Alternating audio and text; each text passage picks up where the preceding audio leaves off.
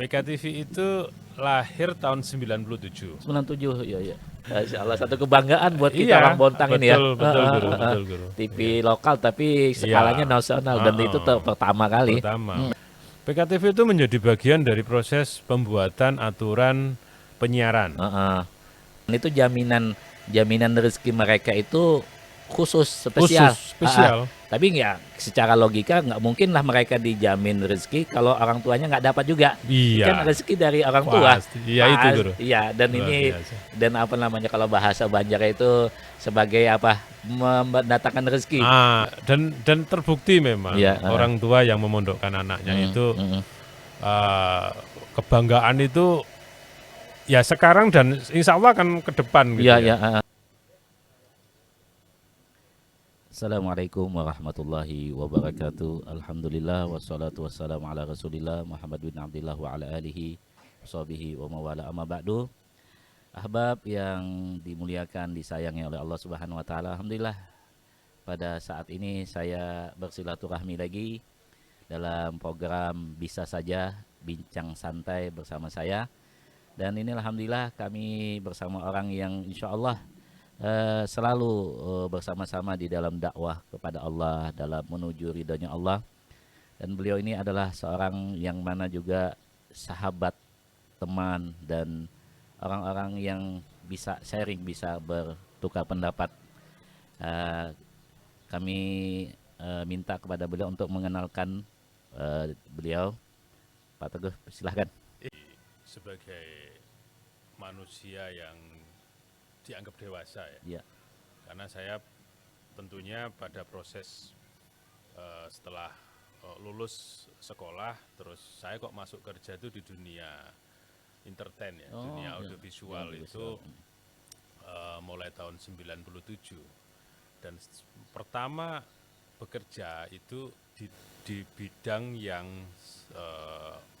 bidang entertain ya, bidang multimedia, yaitu di PKTV. Maka kalau saya perkenalkan diri ini, ya saya adalah Teguh Suharjono yang dari proses keluar dari masa sekolah langsung di bidang ini. Masya Allah, iya.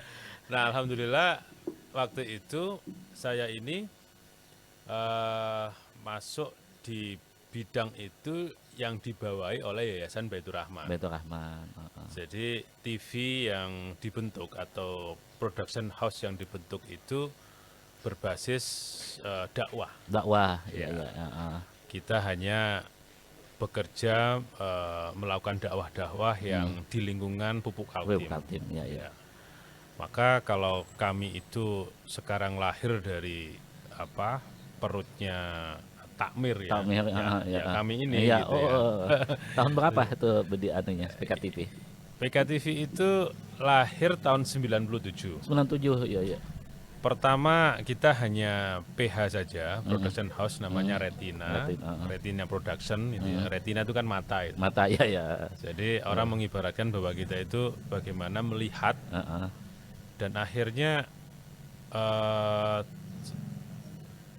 lambat laun tidak hanya melihat saja, harus menyampaikan. Kalau dulu kan kita melihat, kita rekam, karena di internal masjid di Baitur Rahman itu kita tidak punya alat untuk menyiarkan. Makanya hanya melihat saja. Nah, akhirnya Pupuk Kaltim tertarik karena waktu itu kita bukan Pupuk Kaltim, hanya sosok sekelompok anak-anak takmir, takmir Masjid Baitur Rahman yang punya kreativitas ingin merekam bahwa pada sisi-sisi kehidupan di lingkungan masjid. Nah, terus kami ada diincar, bukan diincar ya, diminati oleh perusahaan Pupuk Kaltim, maka kita ada kerjasama. Jadi kita bekerja dengan Pupuk Kaltim yang tugasnya mendokumentasikan segala kegiatan perusahaan yang ada di perusahaan ya. Maka dirubah namanya menjadi Pupuk Kaltim Televisi. Gitu ya. Itu tahun 98 dan disitulah kita mulai menyiarkan. Tidak hanya mata saja berarti harus karena ada TV harus menyiarkan. Ya. Nah, pada awalnya memang siaran itu hanya untuk komplek PC6 Pupuk Kaltim saja. Begitu Iya, dengan sambungan kabel. Di komplek itulah kita bersiaran. Habis di tahun yang sama 98 itu kita langsung bikin pemancar kecil yang hanya 9 watt. 9 watt berarti sekitar segitu aja, Sekitar situ aja. Nggak sampai ke apalagi mungkin ke kilo 6 enggak tahu nyampe enggak itu. Iya. Tapi itu mulai dari awal karena kita berangkat dari ide-ide yang sangat sederhana, dengan peralatan yang sederhana dan hampir semuanya lah ya. Kita pun komputer aja mungkin hanya 1-2 dulu. 1-2 ya. Itu pun komputernya tidak support ke audiovisual. Itu hanya untuk ngetik gaji, ngetik absen gitu. Karena semuanya serba sederhana, kita jauh dari kota. Dan itulah awal berdirinya PKTV dan kantor pertama yang di GOR itu. Di GOR. Kalau dulu di Baitur Rahman, tahun 97 terus 98 baru kita pindah ke GOR, dan siaran pertama PKTV saya mungkin belum masuk. Pertama karena orang Pupuk Kaltim semua waktu itu, sama ada rekrutmen orang takmir itu ya. Itu siaran pertama bola di Mula Warman. Mula Warman. Awal. Siaran kedua baru ada acara HUT Pupuk Kaltim, itu mendatangkan artis Katon Club Project. Itu mulai awal siaran. Maka kalau saya ingin memperkenalkan diri, saya itu pertama di Bontang, yaitulah kegiatan saya. Oh gitu. Berarti Mas Teguh di Bontang ini tahun berapa? Saya datang tuh tahun 97. 97 langsung masuk. Tahun terakhir ya. Tapi karena saya masih tes, jadi nggak langsung masuk. Kalau yang pertama mungkin rekrutmennya banyak orang, terus disaringnya 5 orang, terus saya rekrutmen kedua. Saya datang langsung tes di Pupuk Kaltim untuk posisi di operator malam waktu itu. Operator malam. Operator malam sampai 3 tahunan lah saya operator malam. Jadi dulu di GOR itu sepi. Oh iya betul ya. Tahun segitu memang. Segitu ya, saya sendirian. Sama SK, Radio SK, cuman kan malam itu tidak tidak banyak ya. Jadi nunggu malam gitu. Jadi kalau siaran live-nya juga begitu, paling hari-hari tertentu ya. Jadi sendirian malam untuk bidang saya di operator. Itu Itu sudah nikah atau belum ya? Oh gitu. Bebas sekali Guru. Jadi itulah pengalaman yang sangat menarik. Sampai banyak orang pabrik itu iri waktu itu. Meskipun saya bukan Pupuk Kaltim saya adalah karyawan PKTV. Karena waktu kontrak dengan Pupuk Kaltim, mungkin saya dibanding dengan teman-teman saya yang waktu itu itu saya kan paling bujang ya. Jadi Pupuk Kaltim itu selalu menugaskan PKTV itu kemana-mana. Ya, saya yang dapat jatah, senang karena bujang kan. Nggak ada beban ini. Ada beban. Saya tinggal di BC, dikasih rumah di BC, terus leluasa berangkat kemana-mana. Karena kalau yang lain kan masih ada anak istri. Anak istri terikat. Sehingga waktu itu karena tidak ada persaingan. Tidak banyak tidak banyak pemain video. Maka saya yang sering ditugaskan sampai mulai Indonesia Barat, Indonesia Timur, Indonesia Tengah itu. Gitu. Jadi kadang-kadang tas itu isinya sudah tempat alat untuk dinas sudah. Kalau sudah perintah udah langsung berangkat. Gitu. Ya itulah alhamdulillah, jadi pengalamannya lebih banyak. Terus dan banyak orang yang iri akhirnya dari pabrik. Saya teringat sekali di pabrik itu bilang, kamu itu orang baru, tapi selalu keluar enaknya gitu. Saya ini yang di pabrik yang orang lama, yang malah kami itu kerja yang banting tulang di pabrik, tapi jarang keluar kota gitu kan. Kalau cuti aja baru kami keluar. Ya bingung kan jawabnya karena memang tugasnya begitu kan. Nggak ada bisa diwakilkan atau nggak bisa dipilih yang lain lagi. Karena ya itulah namanya posisinya di situ gitu kan. Dan itu memang rezeki itu juga sudah diatur sama Allah. Kemudian kan namanya pupuk apa pertama awal? Pupuk Kaltim Televisi. Pupuk Kaltim. Sekarang beda. Nah, sekarang tahun 2001 2001. Ada namanya program perusahaan BUMN ya. Apa namanya? Kita harus pokoknya pupuk dia harus khusus memproduksi pupuk. Jadi tidak boleh ada perusahaan di dalam yang tidak jelas istilahnya. Seperti kami dulu itu kan tidak ada badan hukumnya. Hukumnya hanya ikut yayasan dan kontrak secara personal PH gitu saja. Maka program namanya privatisasi. Privatisasi BUMN. Nah, kami akhirnya berangkat dari dasar itu kami membuat perusahaan sendiri namanya tetap PKTV, tapi P-nya diganti. Publik Khatulistiwa Televisi. Nah, jadi dengan Publik Khatulistiwa Televisi itu, maka perusahaan nama PT-nya berubah tapi punya perusahaan legalitas, tapi namanya tetap. Ya itu karena pesanan ya. Mau tidak mau ya sudahlah. Ya kita berangkat dari nama Publik Khatulistiwa Televisi itu. TV-nya ini apa komunitas kah dulu awal? Ini menarik, Guru. Jadi pada saat kami daftar di Kementerian Penerangan waktu itu. Masih zaman dulu ya, penerangan belum. Jadi kami itu daftarnya di bawah SCTV Surabaya. SCTV itu belum di Jakarta waktu itu. Iya, masih di Surabaya. Jadi pertama TV itu TVRI, yang kedua RCTI, yang ketiga TPI, Televisi Pendidikan Indonesia. Terus yang keempat SCTV. Nah, setelah SCTV PKTV. Tidak ada dulu Metro TV, Trans TV itu belum ada. Trans 7 itu dulu namanya LaTV ya. LaTV ya. LaTV terus baru muncullah Trans TV, Metro TV dan lain-lain. Nah, itu kita sebenarnya bangga di Bontang itu bahwa secara nasional kita itu merupakan TV lokal pertama di Indonesia. Masya Allah, ya.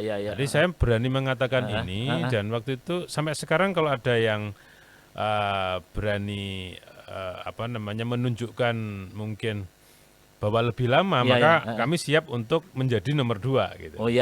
Saya pernah presentasi di acara di Jakarta ya, acaranya nasional. Saya dikasih waktu untuk presentasi, saya sampaikan. Kami dari Bontang PKTV itu mengaku menjadi televisi lokal pertama se-Indonesia. The first media lokal Indonesia. Nah, saya nyatakan itu tidak ada bantahan. Masya Allah. Jadi saya berani mengatakan itu karena saya bilang kalau ada yang lebih daripada kami, silakan, maka kami akan menjadi nomor 2 atau nomor 3 dan selanjutnya. Tidak ada. Ada yang sempat protes di waktu setelah acara itu di luar, Pak, ada di Medan itu ada namanya Kaltek TV. Terus TV apa? Itu ternyata di PH juga. Kami kalau PH juga sama. Belum bersiaran. Nah, itu menjadi trigger kami The First Media Lokal Indonesia sampai sekarang. Belum ada yang membantah. Jawa Pos, grup Jawa Pos belum. Ini cerita menarik. Saya saksinya. Pak Dahlan Iskan itu ada ke Bontang waktu itu di depan saya. Setelah kita berdiri lama, mereka mulai datang. Jadi mereka berkunjung itu saya yang nerima. Berceritalah ke saya, kami Pak Teguh pengen membuat sebuah televisi lokal di Surabaya. Jadi belum ada JTV. Kalau dikatakan belajarnya bukan, cuman mereka studi ke kami. Saya kebetulan yang memang nerima mereka. Saya ingat sekali duduknya di mana. Duduknya pakai yang mana, ingat sekali. Dia di depan saya bilang kami akan membuat JTV namanya, Jawa Timur Televisi.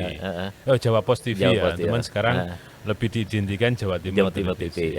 Ya itu jadi melalui acara ini mungkin saya juga menyampaikan itu bahwa mereka waktu sebelum membuat namanya JTV itu sempat berkunjung ke kami.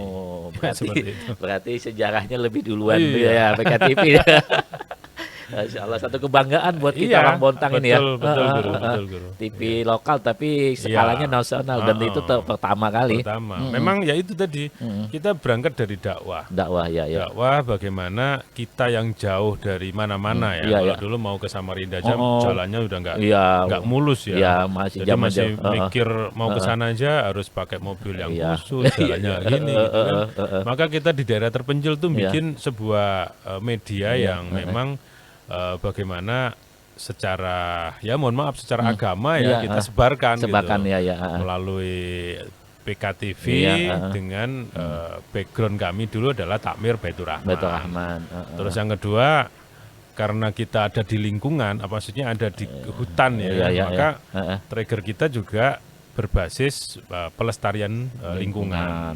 Terus yang ketiga, karena kita hidup di Kalimantan, maka yang menjadi visi misi kita juga terkait budaya. Jadi ada tiga ini. Ada tiga yang ditekankan di sini. Malah industri malah enggak. Oh gitu, yang PKT yang enggak. Jadi PKT itu memberikan atau membuat sebuah televisi itu yang pertama edukasi terhadap penyebaran dakwah, terus yang kedua terhadap lingkungan, yang ketiga adalah pelestarian budaya.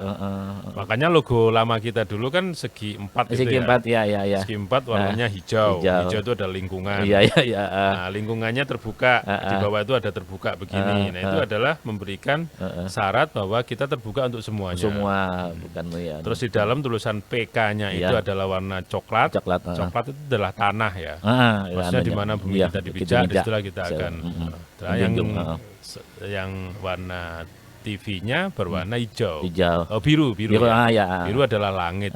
Kita anggap bahwa ya disinilah kita akan berlingkungan yang bersih.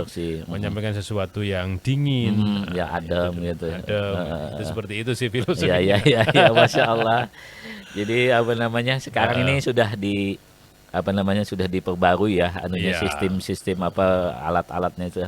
Jadi skala dunia lagi nih ya. Nah, itu memang perkembangan teknologi ya. Mungkin pemirsa pun juga mulai memahami bahwa kita sekarang mau ndak mau harus merubah dengan berkembangnya teknologi. Dari sisi alat pasti. Yang utama adalah pada sisi konten dan objek pemirsa. Jadi sekarang mau ndak mau kami harus merubah teknologi yang sekarang dan konsep berbisnis. Saya meyakini bahwa televisi memang tetap ada, tapi saya juga meyakini bahwa masyarakat sekarang tidak bisa lepas dari Android. Betul. 24 jam. 24 jam. Habis bangun langsung. Sebelum tidur pun juga habis. Betul. Sampai anak-anak. Dan tidak bisa dipungkiri pula, satu orang bisa memiliki 2 sampai 3 HP. Kalau satu ini udah umum. Sudah umum makin umum lagi sekarang ada 2. Ada 2. Maka bisnis kami juga harus berubah. Yang pertama yang mesti kita lakukan adalah merubah dari sisi analog menjadi digital. Ini harus kita udah mulai tahun 2019 lalu ya. 2 tahun yang lalu kita udah merubah itu, Guru. Jadi sebelum ada pemerintah ini ini sudah PKTV sudah ya. Gitu. Saya senang pertanyaan ini, Guru, karena ini kesempatan saya menyampaikan ke masyarakat. PKTV itu tidak pernah, biarpun pernah, tapi saya meyakini kami itu perkembangan teknologi dan informasi digital selalu ngikuti. Karena saya itu selalu dapat undangan dan saya tetap pasti hadir dalam informasi-informasi yang terkini terkait penyiaran ke mana-mana ya, Jakarta, Bandung, Jogja, Bali, dan itu kami alami 5 tahun yang lalu. Sebelum pemerintah masih pertama menggagas kita akan digital. Kita sudah datang juga. Dan kita PKTV itu menjadi bagian dari proses itu. PKTV itu menjadi bagian dari proses pembuatan aturan penyiaran. PKTV menjadi salah satu sejarah terbentuknya KPI, Komisi Penyiaran Indonesia. Ini saya ceritakan gini. Penerangan tadi dari penerangan dibubarkan, maka dibentuklah Komisi Penyiaran. Penyiaran, kenapa saya berani mengatakan begini? Karena kami dulu itu bingung cari izin itu kemana. Karena mereka belum berdiri kan. Belum berdiri Maka izin kami adalah rekomendasi gubernur Kalimantan Timur waktu itu kalau nggak salah Pak Suwarna. Kita diberikan izin rekomendasi untuk silakan bersiaran. Tata aturan nggak ada waktu itu. Nggak ada aturan main gitu nggak ada. Kami ke pusat lah. Cari-cari gimana ini kami harus melakukan perizinan karena kan mereka taunya TV nasional. Iya taunya. Nggak ada TV lokal. Mana TV lokal? Mau TV lokal pindah ke Jakarta loh. Ini kan konsep yang berbeda. Jangan semua itu akhirnya Jakarta sentris. Orang mau jadi terkenal harus ke Jakarta dulu. Terus orang sekarang harus merubah bahasa yang bahasa Banjar jadi bahasa Jakarta. Pakai lu, pakai gue, ini kan lucu. Ini kan budaya mereka, bukan budaya mereka, bukan budaya kita. Maka obsesi kita itu bagaimana masing-masing daerah itu bisa berkembang dengan budayanya masing-masing. Bagaimana kita bisa menggunakan budaya Kutai, budaya Banjar di sini, karena ini lokal ya, kita adalah lokal. Nah, maka mereka negara, maka butuh nih. Wah, ini harus diatur ini orang-orang ini nih. Kalau nggak diatur ini semakin banyak nantinya. Akhirnya sebelum mereka muncul, KPI, Komisi Penyiaran Indonesia muncullah Bali TV, JTV, Makassar TV. Itu adalah TV-TV awal pertama yang ada di Indonesia. Kalau nggak salah Makassar ada Gorontalo. Itu TV-TV pertama di Indonesia. Akhirnya kami berkumpul. Kalimantan itu teman kami. Ada Banjar TV ada. Banjar TV ada. Dan PKTV itu pertama ngumpul itu di Lombok. Di Lombok, ada Lombok TV. Jadi membahas itu ya? Membahas itu. Bagaimana kondisi kita, bagaimana posisi kita. Akhirnya terbuatlah namanya Asosiasi TV Lokal Indonesia, ATFLI itu. Nah, itu sejarahnya kita juga. PKTV ikut andil. Nah, negara akhirnya terganggu kan dengan kehadiran TV lokal. Muncullah dia Komisi Penyiaran Indonesia. Cikal bakalnya. Komisi Penyiaran Indonesia. Saya lupa nama-namanya, tapi saya meyakini orang-orang itu datang ke Bontang. Oh gitu. Iya. Saya waktu itu jadi LO-nya saja. Saya nyetirin dari Balikpapan. Wah, cerita-cerita. Sampai kesini ngecek TV kita. Oh ini. Ada beberapa 5 anggota tuh kenal semua sama kita karena salah satunya mungkin Pak Effendi Ghazali. Oh iya. Itu sebagai mantan dosen saya di UI waktu kita penyiaran belajar bersiaran itu. Public speaking kan. Dia memang ahli dalam komunikasi. Dia salah satu mungkin termasuk pencetusnya KPI. Dia cerita, ini loh, untungnya ada Bontang kecil di daerah yang memunculkan sebuah gagasan membuat TV yang akhirnya teman-teman yang lain juga bikin konsep yang sama bagaimana lokal daerah berbicara di media televisi. Karena dari dulu kalau mau bicara TV pasti ke Jakarta. Semua harus ke Jakarta sehingga tokoh Jakarta seolah tokoh nasional. Padahal kan banyak di daerah. Orang yang di Jakarta ya kebetulan saja tapi di daerah-daerah itu kan banyak potensi yang seperti itu. Sekarang udah terbukti kan saat ini bagaimana banyak artis-artis dari daerah yang ke sana. Terus bagaimana sekarang banyak tokoh-tokoh nasional atau menteri-menteri itu semua dari daerah semuanya. Akhirnya mereka tokoh daerah memang luar biasa. Akhirnya orang Jakarta kalau kita teliti melihat mereka orang-orang daerah semua, orang daerah yang itu. Nah, balik lagi pada pertanyaan guru tadi bahwa kami memanfaatkan media digital, guru. Mulai dari media sosial pun kita bermain di situ. Apalagi kalau orang pasti kalau udah podcast pasti YouTube kan. Betul. Padahal masih banyak sebenarnya media yang lain itu kita semua pakai. Terus kita juga daftar di aplikasi nasional dan internasional untuk menyiarkan kita secara digital.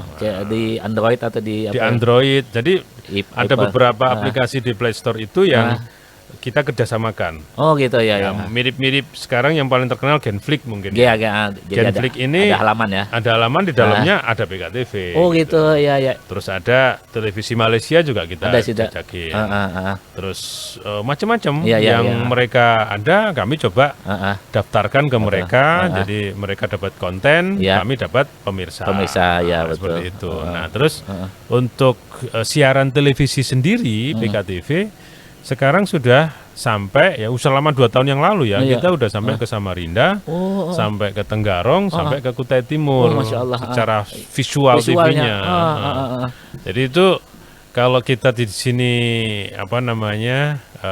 hanya merasa kita Bontang saja mungkin karena pemirsa PKTV di Bontang mungkin belum banyak tahu ya. Betul. Tapi di Samarinda, di Tenggarong kita sudah diterima di sana. Di Sangatta di Kutim juga rasanya. Sangatta juga begitu Guru. Jadi program kita ini ya alhamdulillah pelan-pelan ya memang karena kita harus berhadapan dengan media sosial. Kalau dulu sih semua masih TV ya. Pasti orang tahu cepat. Ini sekarang ini kadang-kadang saya saja harus menyempatkan waktu nonton PKTV. Oh gitu ya. Tapi saya nggak yakin teman-teman di rumah atau saudara-saudara di rumah itu nggak kayak dulu. Pasti ada yang seharian tidak nonton TV. Betul. Ya kan? Itu kenyataan yang ada sekarang ini. Kita tidak bisa mungkiri bahwa itulah jenis perkembangan teknologi yang harus saya hadapi. Seperti itu, Guru. Kemudian kan itu yang enak-enaknya, yang sedih-sedihnya lah kita cerita apa tantangannya, apa hambatannya, apa. Semua perjuangan atau semua namanya kehidupan tuh tidak lepas dari sebuah tantangan dan hambatan. Tapi kalau tidak ada hambatan dan tantangan itu nggak asik, Bro. Pasti nggak akan menarik. Kayak jalan anak kecil mau belajar jalan itu jatuh dulu baru ada. Kalau udah begitu pasti kita akan diingatkan, kita akan perbaiki, kita akan mencoba untuk terbang tinggi gitu kan. Nah, ini yang saya sukanya itu didukung oleh teman-teman yang sepemahaman, sepemahaman sehingga kita di waktu yang kesandung tadi kita bisa berangkulan. Oh gitu ya. Jadi prinsip sebuah bisnis itu menurut saya memang network yang kuat, terus SDM yang handal dan semangat kita ya. Kalau kita udah bersatu, semangatnya ada, networknya punya, saya kira ini bisa kita hadapi. Nah, seperti Corona kemarin. Itu Corona kita sepi iklan sampai teman-teman mungkin tidak gajian itu juga pernah. Pernah ya. Karena sampai titik. Sampai seperti itu. Gajian saya cicil. Iya. Kan kita nggak tahu dulu kalau kita bisa kembali seperti ini kan. Seolah-olah kita dulu itu seperti mau kiamat sudah di depan kiamat sudah besok. Udah kiamat. Itu Guru. Nggak kebayang kita bisa bertemu seperti ini lagi.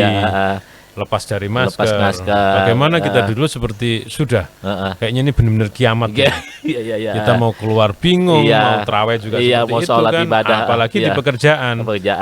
Kami ini dibayar oleh orang-orang yang butuh dengan kami. Nah, padahal kalau sisi bisnisnya harusnya pada saat orang nonton seorang di rumah semuanya, maka kami harus dapat eksis kan gitu. Betul ya, karena kan fokusnya di TV. Fokusnya di TV kan. Nggak ada lain lagi. Hanya beberapa yang paham itu. Contohnya mungkin dinas pendidikan itu kami kasih saran, Pak harus seperti ini. Ngajar cukup di satu guru bisa dinikmati oleh semua anak-anak yang ada di rumah.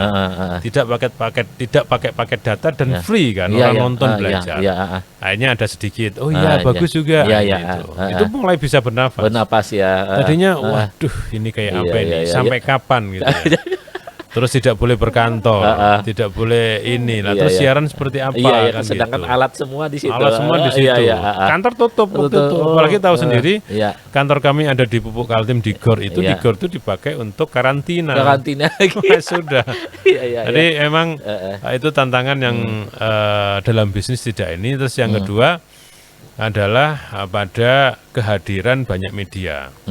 Mau tidak mau itu adalah menjadi semangat sekaligus memang menjadi rivalitas ya. Tapi kami tidak menganggap itu persaingan. Tapi mau tidak mau kan itu dihadapi. Betul. Dulu kalau kami itu hanya media 3 saja. mungkin ya PKTV, Kaltimpos, iya, Tribun, Tribun gitu ya. ya. Sekarang media online banyak ya. Maka itu menjadi salah satu tantangan kami, mau tidak mau kami harus beranggulan, kami harus saling kerjasama dan mau tidak mau ya itulah kondisi saat ini harus menghadapi semua itu. Terus yang ketiga kehadiran media sosial. Jadi seperti yang saya katakan tadi, hampir semua masyarakat sudah pegang HP, maka TV akhirnya ditinggalkan.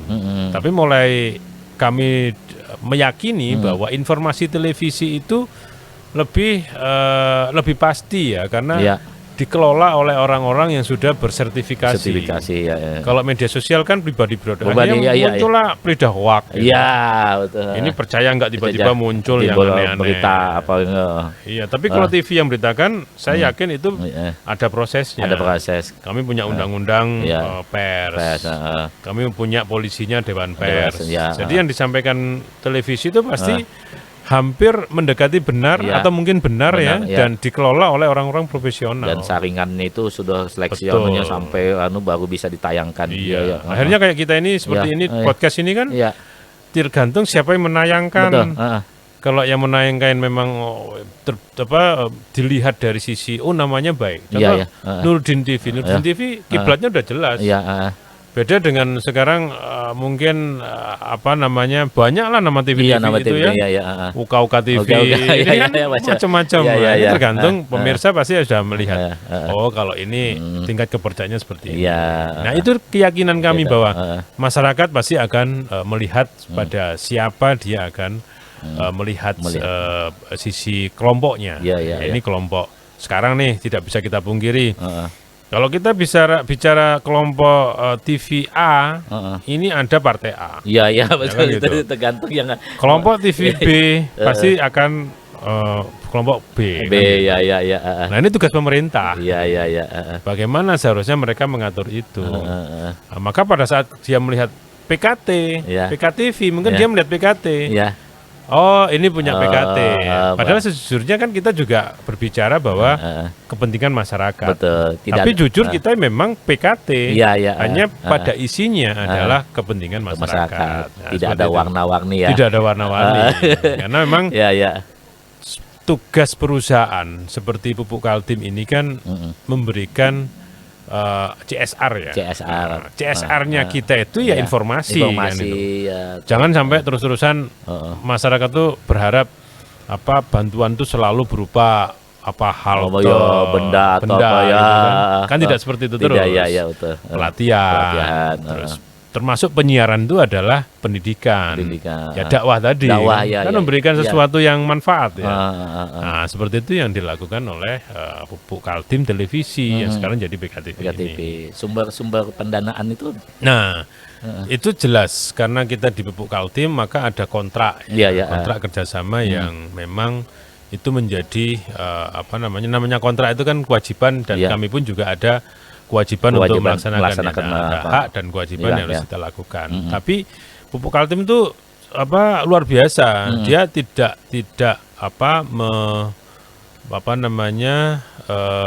menina bubukkan lah ya. Dia selalu membina ya. Kayak perusahaan seperti kami yang ada di Pupuk Kaltim itu tidak serta-merta diberikan fasilitas terus semuanya dikasihkan enggak. Mereka tuh diberikan wajarnya untuk hidup sendiri. Jadi kita berpikir sendiri bagaimana berkembangnya. Itu yang mungkin masyarakat tidak banyak tahu. Seolah-olah kayak PKTV itu, pasti sudah itu banyak perusahaan itu. Padahal nggak seperti itu karena kita mungkin kerjasama dalam arti yang kebutuhan induknya lah ya.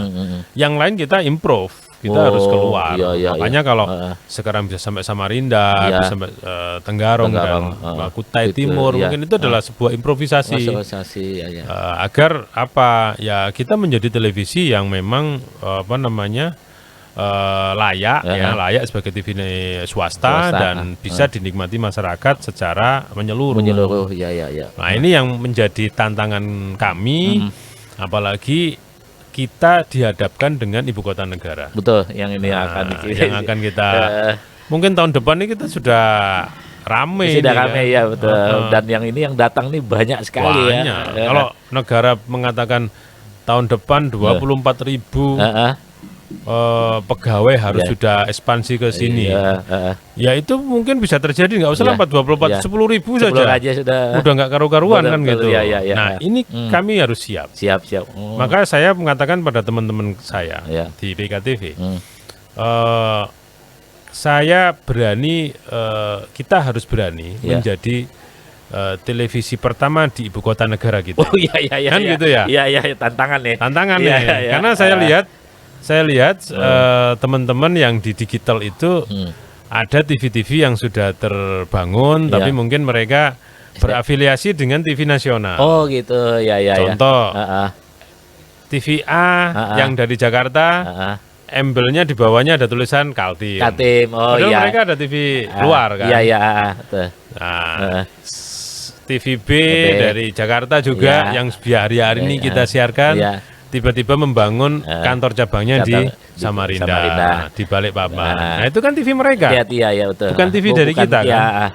Nah kita harus berani menjadi TV Kaltim untuk bahwa kita adalah lokal dan kita tunjukkan bahwa kita ini. Nah ini sementara sedang proses pemirsa, kami membuat kantor di Samarinda, membuat kantor di Kutai Timur, membuat kantor di sebentar lagi saya harus berkantor di Balikpapan. Oh gitu, sudah proses ini. Proses. Oh Masya Allah. Harus. Karena apa? Karena bukan meninggalkan Bontang, tapi kita udah bicara ibu kota negara. Kita harus bicara bahwa Kaltim harus bangkit juga. Bangkit. Jangan Jakarta sentris lagi. Nanti dikit Jakarta. Jangan. Kita harus mulai di situ dan kita harus berani. Maka teman-teman saya ya sudah, ayo kita ini lakukan itu. Karena kalau kita nggak lakukan nanti orang Jakarta lagi yang masuk. TV A gitu. Iya, ini kesempatan nih. Betul. Akhirnya ya ini kembali lagi ke pemerintah menurut saya. Pemerintah Bontang, Kutai Timur, Balikpapan atau Samarinda. Ya harus concern ke kita, ke kami gitu, yang lokal. Kalau mereka masa kayak ada pemerintah yang kita yang di lokal iklannya ke orang lain. Oh iya kan gitu. Iya. Ada media kayak gini ya. Ini Nuruddin ini sudah jelas ada di sini. Lantas kenapa ada anggaran-anggaran yang harus ke media lain. Nah, ini kan kita loh, terus untuk apa kita melakukan ini? Sedangkan untuk perbandingan kualitas, untuk perbandingan kan kita bisa bertarung gitu ya. Kita nggak kalah. Iya, betul. Nggak kalah. Kalau ada yang mau buktikan ya kita akan buktikan. Kita nggak kalah. Siap pet ini, siap. Atau. Masya Allah. Iya, gitu Guru. Berapa putra sudah? Ya. Saya ini alhamdulillah putri ada 2, yang tengah-tengah laki-laki. Yang pertama itu ya di sekolah di Vidatra kelas 2 SMA. Terus yang kedua mondok ini Guru. Mondok. Yang laki-laki ini ada di Malang Guru. Oh di Malang, di pondok. Ya di Pondok Al-Khidmah. Ya, dan terbukti memang orang tua yang memondokkan anaknya itu kebanggaan itu. Ya sekarang dan insya Allah akan ke depan gitu ya saya mungkin niru dengan Guru bagaimana kita bukan tidak ingin namanya anak itu kan harus menjadi emas lah bagi kita ya. Kita kan di itu bukan ini kadang-kadang kan ada orang ya anak dipondokkan itu kok tega-teganya masih kecil dipondokkan. Ada sekarang ini kan dibuang lah atau macam-macam. Tapi saya ini merasakan dulu sempat begitu. Anak kecil dipondokkan apa enggak sayang gitu. Iya. Sedangkan saudaranya tidur enak, makan ada sudah. Saya sempat berpikir begitu. Tapi sekarang saya merasakan gitu. Pendidikan di pondok. Lingkungan kita saat ini. Berkembangnya media sosial yang sangat liar gitu ya. Dan saya yakin pribadi, saya insya Allah akan panen nanti itu. Iya. Saya nggak akan takut anak saya bekerja di mana. Saya ingin anak saya kerja jadi, rezeki itu ya nggak takut lagi nanti selesai pondok apa mau kerja mau apa enggak? Saya tenang sekarang. Tenang sudah. Pasti anak saya. Kan gini, ini bagi orang tua yang memondokkan anaknya. Iya, iya. Hari-hari anak kita tuh mondok tuh doa loh. Betul dan bisa pahrib, semua dibimbing sama kiai. Iya. Kita tidak merasa. Dan di salah satu doanya pasti doakan kita. Betul. Ya kan? Iya. Nah ini semoga para orang tua juga memahami itu. Memahami, iya. Dan mereka itu punya rezeki masing-masing. Iya. Kita ini merantau ini nggak bawa apa-apa, Guru. Betul, ya. Bawa baju saja. Baju saja, ya. Tapi ada rezeki kita kan. Rezeki ada sampai saat ini kan sampai sudah. Saat ini. Ya. Nah ini yang harus kita tanamkan. Maka saya berpikir, udahlah, saya akan tanam nih. Iya. Terserah nanti anak saya itu yang memanennya terserah. Iya. Itu kan memang punya ini. Iya. Dan doa-doa tadi yang saya meyakini bahwa anak yang setiap hari dibimbing oleh kiai itu pasti ada doa-doa yang terkabulkan. Betul. Saya kita harus yakin itu, yakin, karena Allah sudah menjanjikan itu ya. Dan itu jaminan rezeki mereka itu khusus, spesial. Tapi ya secara logika nggak mungkin lah mereka dijamin rezeki kalau orang tuanya nggak dapat juga. Iya. Kan rezeki dari orang tua. Iya itu, Guru. Iya, dan luar ini biasa. Dan apa namanya kalau bahasa Banjar itu sebagai apa? Mendatangkan rezeki. Jadi kalau mau rezeki enak ya pondokkanlah anak. Iya. Itu Guru yang saya yakini. Jadi saya ya menyarankan lah pada masyarakat yang menerima ini dimanapun, cuman memang harus tahu ya. Pondok itu bermacam-macam. Betul ya. Ada pondok yang berbasis bisnis ya. Nah, jadi kalau menurut saya ini menurut saya pribadi cari itu yang ada gurunya. Iya, yang sanadnya jelas, nyambung ke Rasulullah. Sampai ke Rasulullah, ya.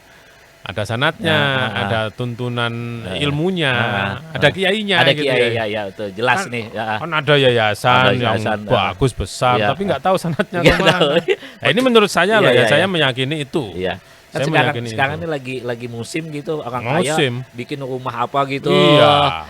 Dengan kekayaannya. Rumah hafiz. Seolah-olah ya ini saya berani mengatakan itu karena saya mengalami hal itu.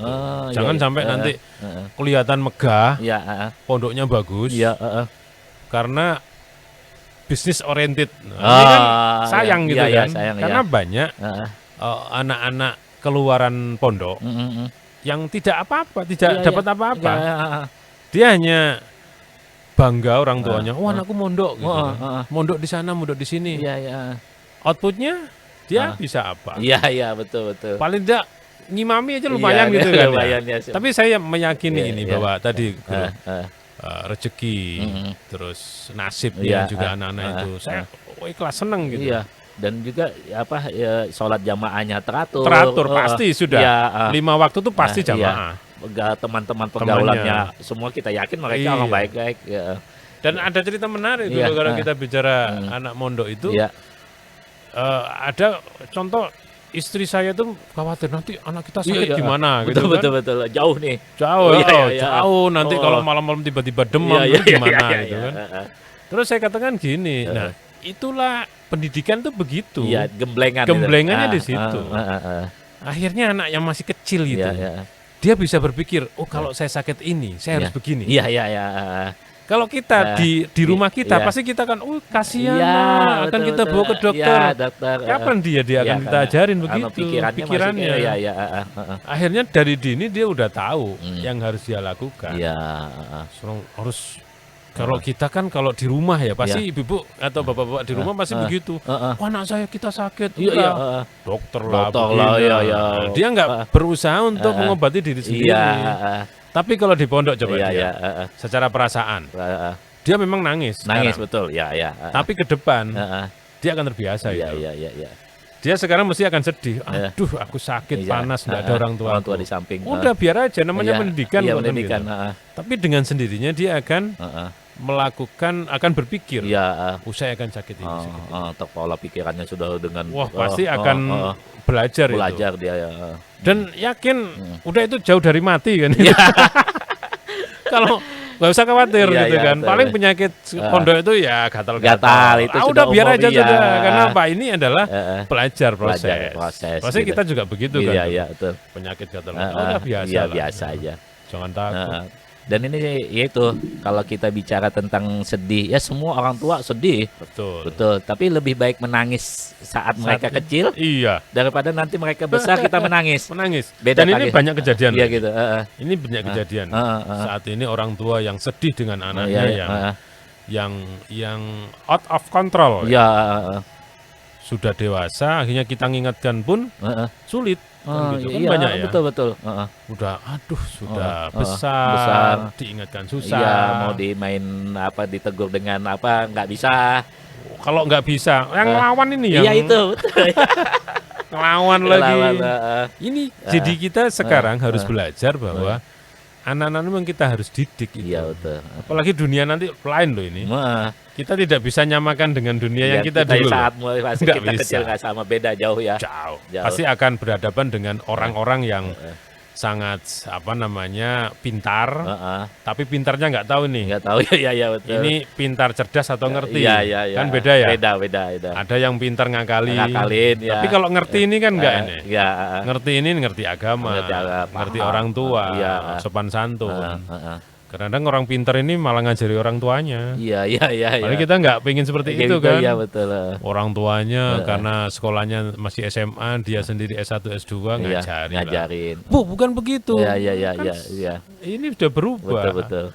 Nah, kalau itu dilakukan terus kasihan ya. Iya. Kan kita kalau sisi agama ya pasti berdosa kan gitu. Betul. Dan juga ada saya dapat cerita juga. Jadi beliau ini punya anak dipondokkan di pesantren yang tadi basicnya ya gitu. Selesai tentunya diajakin tahlilan, langsung diceramahi bapaknya. Bilang bapaknya ini kan ahli tahlilan lah.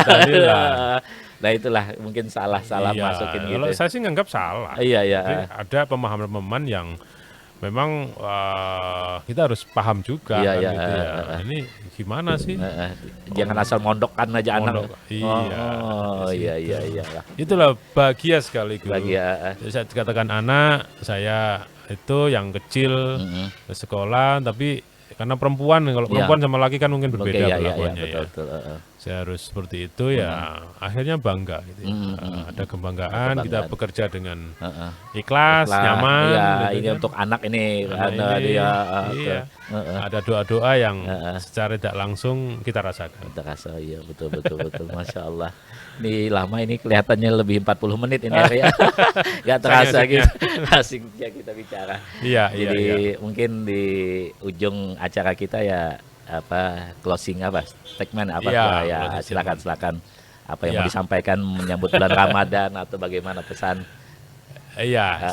Kalau saya hubungkan dengan profesi saya, saya di media dan mungkin dengan latar belakang tadi yang akhirnya bergelut dengan masyarakat sekitar. Saya kira saya itu closingnya begini. Orang hidup di sini di Bontang itu ya seperti saya lah ya di Bontang itu. Memang karena proses perjalanan saya itu sangat asik ya.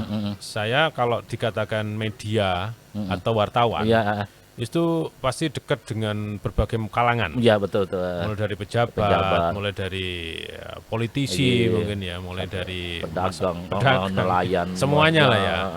Nah itu menjadi satu kebahagiaan bagi saya dan hidup di Bontang itu yang mulai dari masa reformasi sampai sekarang itu kan berbagai macam pengalaman ya. Kalau mungkin yang profesi di pabrik, dia setiap hari di pabrik.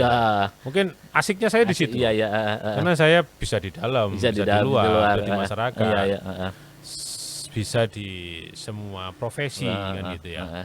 Maka hidup di Bontang itu memang kita harus bangga. Kita bisa berdekatan dengan semua orang, dengan semua suku. Maka jangan sampai ada gerakan-gerakan yang memecah. Betul. Karena kita rentan ya di Bontang ini. Nah, itu adalah salah satu bukan pengalaman, hasil dari hidup saya di sini. Nah, terus yang kedua, yang saya hubungkan dengan nilai kerohanian yang saya hadapi di Bontang, bahwa di Bontang itu bermacam-macam kelompok pemahaman bermacam pemahaman ya kita mesti harus tahu diri bahwa kita pun di sini hidup berdampingan dengan bermacam-macam. Maka tidak perlu menjelekkan, tidak perlu melakukan gerakan ini, tapi kita harus saling menghargai. Enggak, ya. Tidak perlu menjudge ya. Menjudge. Ya, langsung ya. Langsung menyalahkan. Ya, kalau menyalahkan ini tunggu saja, pasti akan disalahkan orang lain. Iya, Kan? betul ya. Nah, maka itu saya tuangkan ya dalam sebuah filosofi hidup saya. Saya pun memang tidak punya prinsip. Tapi hidup saya juga tidak ngalir gitu saja. Karena kalau orang wah hidup ngalir saja. Gitu. Tapi namanya aliran itu kan harus dibendung, betul, Guru. Harus diarahkan. Kalau air dari sini ngalir saja kemana-mana, nggak jelas. Nggak jelas. Harus dialirkan. Tapi yang terakhir memang kebanggaan itu ya mungkin adalah ada doa. Doa dari orang tua. Paling penting itu ya. Terus dari semua. Jimat hidup kita itu. Jimatnya. Jadi kalau ya itu, saya ada gabung dari dalam kelompok teman-teman mulai dari perkerisan. Karena memang kita hidup di masyarakat. Masyarakat. Tanya saya, kerisaman mana? Keris saya ya ini. Diri. Gitu kan. Kalau sampai nyari keris itu pakai gini ya beda. Kita punya keris di sini dan keyakinan kita itu adalah yang paling kita yakini itu adalah yang harus kita jalankan. Terus doa orang tua itu yang paling penting, ya jimatnya di situ. Jimatnya di situ ya. Ya pengalamannya banyak sebenarnya kalau saya ceritakan bagaimana jimat itu secara langsung dapat cash gitu juga pernah ya. Iya. Jadi gimana itu adanya kalau di titik mana pernah gitu tercoba gitu. Banyak sekali. Iya. Kisah yang saya hadapi, saya renungkan dan ternyata memang itu benar-benar terbukti. Iya. Mungkin saya yang merasakan. Setiap malam kalau kita berkomunikasi dengan ibu gitu ya. Pagi itu ya banyak yang cash gitu. Allah. Sering gitu. Masya Allah. Ya ini adalah salah satu cerita mungkin karena ini ya jelas saya alami gitu. Tidak nunggu gitu ya. Karena memang ini adalah sebuah keikhlasan hidup menurut saya. Kalau kita meyakini itu, saya yakin itu akan bisa berjalan. Sampai saya pernah kangen, Guru. Kangen dengan orang tua gitu. Saya tinggal di BC, malam kangen, pagi itu malam itu saya langsung sholat malam. Nggak terasa netes saya. Netesnya itu gini, simpel sebenarnya. Saya ini orang kota, saya hidup di Malang. Iya, di Malang kota. Habis itu kok di sini tuh hidup jauh dari mana-mana gitu kan, di hutan gitu kan. Iya. Sedih saya waktu itu, kangen gitu sama orang tua. Ya mau gimana namanya hidup gitu kan. Pagi sebelum saya berangkat kerja ditelepon sama bos. Kamu cepet ganti. Dulu pesawat Pupuk Kaltim kan pagi ya, setengah 7 ya. Kamu nggak usah kantor, langsung berangkat aja ke bandara. Iya. Ada apa ini? Kamu ke Surabaya.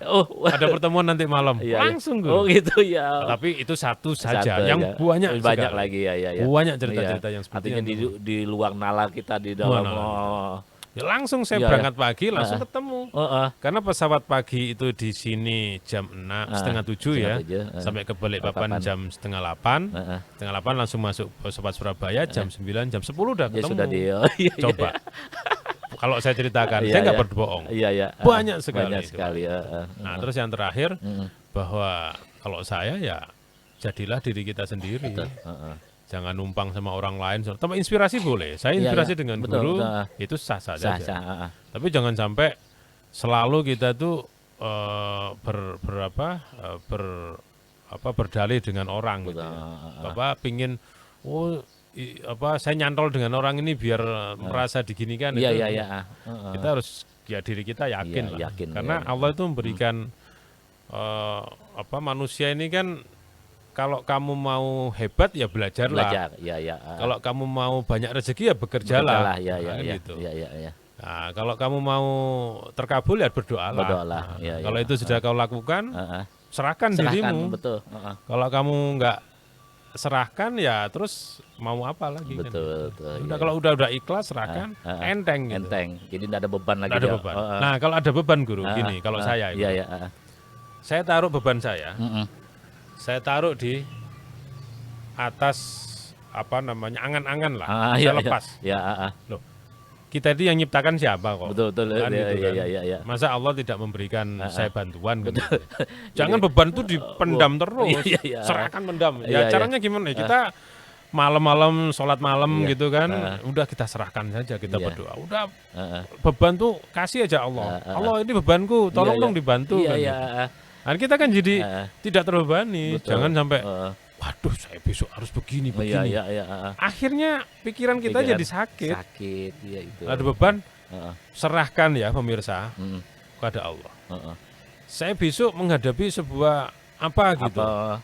Jalannya kayak apa? Udah serahkan. Mau gimana Allah jalannya? Iya, terserah. Yang penting kita sudah punya pikiran, karena kita kasih pikiran.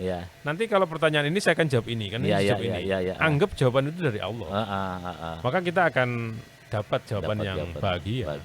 Kalau beban itu dipikir, gimana ini? Nggak ketemu kita ini ada penciptanya kok. Iya. Dan itu sudah diukur sama Allah. Ini kemampuan sampai segini, yang nggak bakalan ditambah lagi. Harus meyakini. Ya. Kalau nggak yakin ya nggak bisa nggak bisa diharapkan. Dan itulah status kita hamba. Hamba, betul, hamba. Itu dulu ya. Seandainya kita status kita Tuhan, ya kita yang ngatur sendiri ya. Ini status kita hamba. Jadi wajar kita, kayak gitu. Tadi itu kalau kita serahkan anak kita ke pondok, ya serahkan sudah. Jangan mikir nanti akan jadi apa seperti apa. Kalau kita yakin, karena kita apa ya istilahnya memberikan anak kita, sudahlah lahir batin coba kan. Dan itu juga kita mungkin merasa bahwa ijazah lah yang akan membahagiakan dia. Sebenarnya kan bukan. Artinya banyak orang yang punya ijazah sampai SS berapa, tapi belum tentu juga dia merasakan kebahagiaan. Betul. Anak saya itu kan di pondok salafiyah ya. Yang tradisional lah bahasanya. Sudah tidak mikir saya akan anak saya, tapi saya yakin dia akan bekerja di luar negeri. Betul. Gampang kok. Gampang aja. Apa sih susahnya kan gitu? Bagi Allah nggak ada yang susah. Nggak ada yang susah. Apalagi. Pasti masalah dunia gampang. Tidak usah berbicara ijazah tadi.